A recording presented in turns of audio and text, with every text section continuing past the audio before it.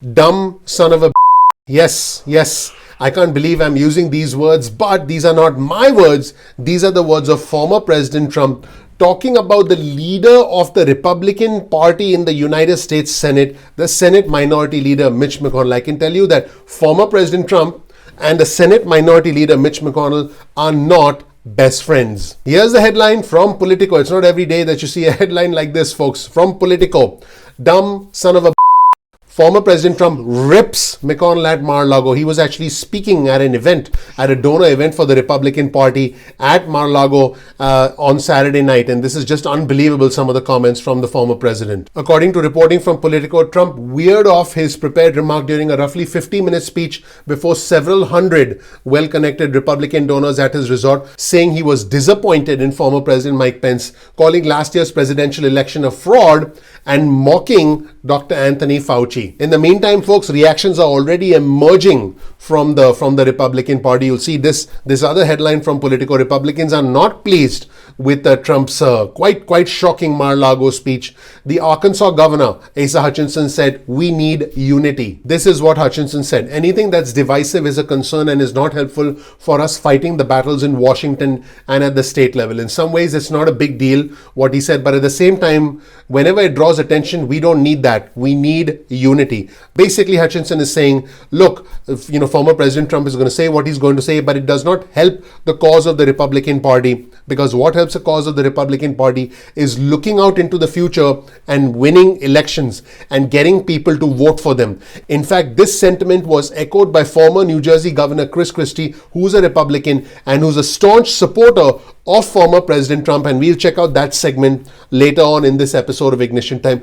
Definitely make sure you watch this episode of Ignition Time all the way through to the end, because I think you're going to look at it and go, what? In fact, getting back to the Arkansas Republican Governor Asa Hutchinson, you'll see this tweet on your screen from CNN. He said former President Trump's attacks on party leaders are divisive and not helpful. Here's the headline from CNN. Arkansas GOP governor says Trump's attacks on the party are divisive and not helpful. And folks, it's very clear that many Republicans believe what President Trump is saying. And here's another headline on your screen from CNN. Polls show majority of Americans mistakenly think the 2020 election was not legitimate. So whatever former President Trump is doing, whatever he continues to do, he has his believers, he has his supporters, and people believe the 2020 election, many people believe, many Republicans, that it was not legitimate. Now, over the weekend, there was a very interesting exchange featuring Maggie Haberman from the New York Times, who has done many interviews with former President Trump, and Chris Christie, whom I just mentioned, the former New Jersey governor, who's an ally of former President Trump. In this extremely interesting segment featuring Maggie Haberman from the New York Times and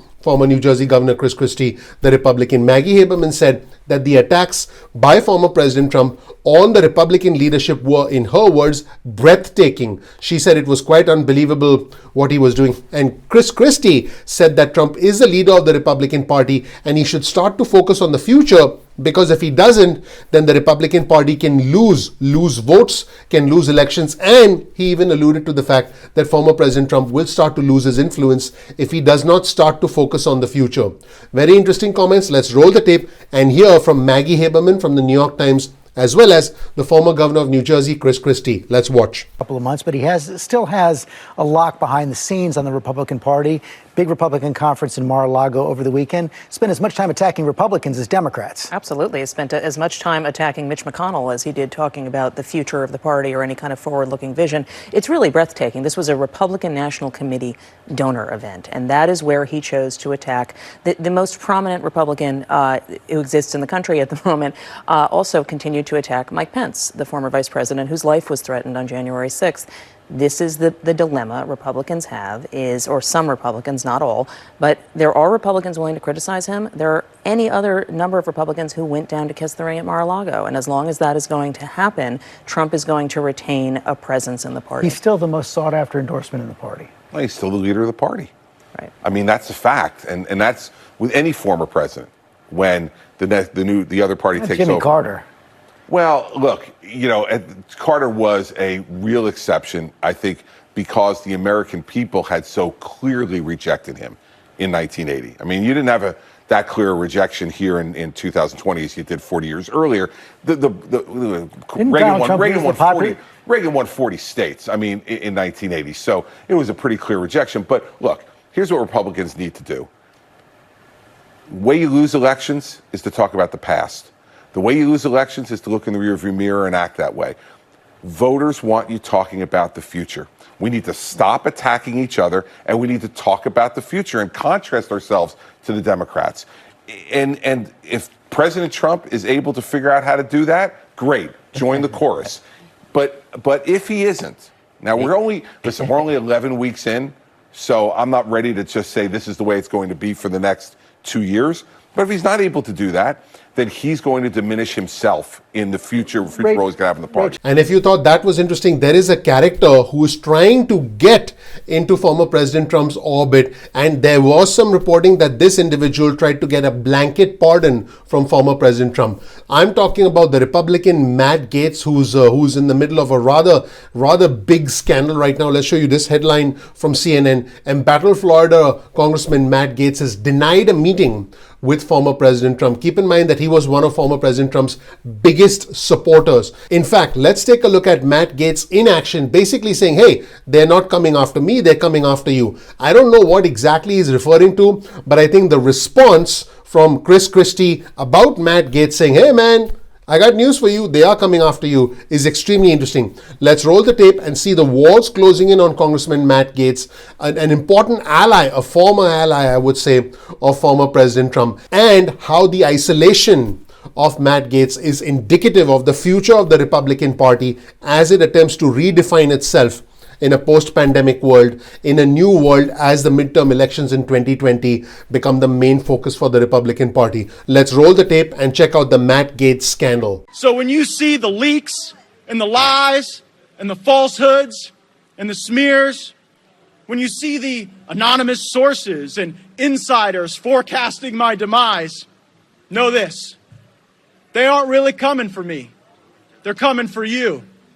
I'm just in the way. Hey, look, what I've learned over 7 years as a federal prosecutor is the investigation will yield what it will yield, and we won't have to speculate anymore. If Greenberg winds up cooperating, we're going to know that, and we're going to hear what he's got to say, and we're going to be able to evaluate the evidence when it comes forward. And whatever Matt Gaetz said in his speech about you and they're after you, not me, no. They're after you. Okay? I can tell you as a prosecutor, they're not looking to prosecute any of the people in your district. They're investigating you. People woke up Sunday morning for that insight. Go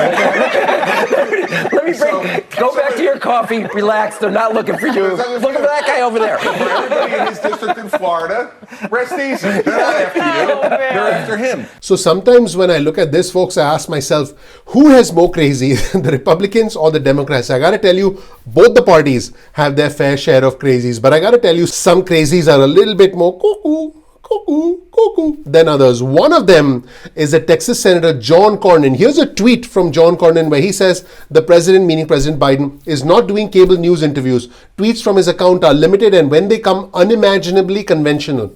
The public comments are largely scripted. Biden has opted for fewer sit-down interviews with mainstream outlets and reporters. He's basically saying, hey, there are no controversial tweets and there's no, excitement, if you will, because his words are unimaginably conventional. And then Senator John Cornyn writes, it invites the question, is he really in charge? By the way, John Cornyn is the same guy who said this, and I'm going to quote John Cornyn. China is to blame because a culture where people eat bats and snakes and dogs and things like that, the pandemic is transmitted from the animal to the people, and that's why China has been a source of a lot of these illnesses like SARS, like MERS, the swine flu, and now the pandemic. These are some of the past comments from Senator John Cornyn from Texas. And in a very interesting response, the White House Press Secretary Jen Psaki said this: I can confirm the President of the United States does not spend his time tweeting conspiracy theories. He spends his time working for the American people.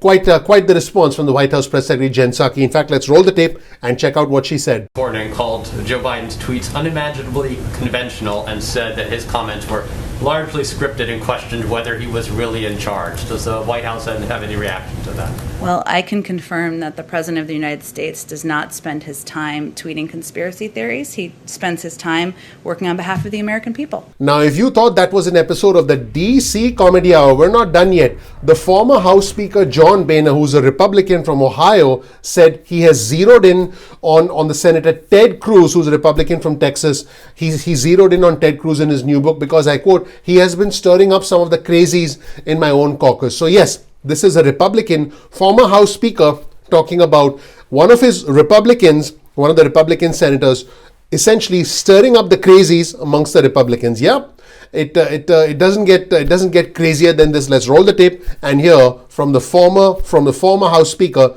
John Boehner. Let's watch. Well, this guy wasn't even a member of the United States House of Representatives. He was a member of the Senate, stirring up some of the crazies in my own caucus to cause all kinds of problems. And that's probably why I zeroed in on him, probably the only person in this book, in the way that I did. As I say in the book, there's nothing worse than a reckless who thinks he's smarter than everybody else. So folks, that was the latest news, if you will, about the future of the Republican Party. Some fascinating comments. I think fascinating is a very polite word from the former president. Some really incredible stuff from Matt Gaetz as the walls close in on him, and some input from the former governor of New Jersey, Chris Christie. What's up, Chris? And the former House Speaker John Boehner, both of whom essentially are mincing no words about what the future holds for the Republican Party. One taking a shot at Matt Gaetz and the other taking a shot at Senator Ted Cruz. Let me know what you think in the comment section below. Thank you so much for watching, everyone. My name is Dr. Nitin Chhoda with Ignition Time. This right here is a little bit of information about me. You'll learn more about who I am, what my journey has been like, and why you should listen to me. Please do me a favor. Please click the like button. Please subscribe. Please enable notifications. That would mean a lot to me. I would really appreciate that. That helps out the YouTube algorithm. Thank you so much for watching. I'm looking forward to seeing you in the next episode of Ignition Time. Take care. Bye.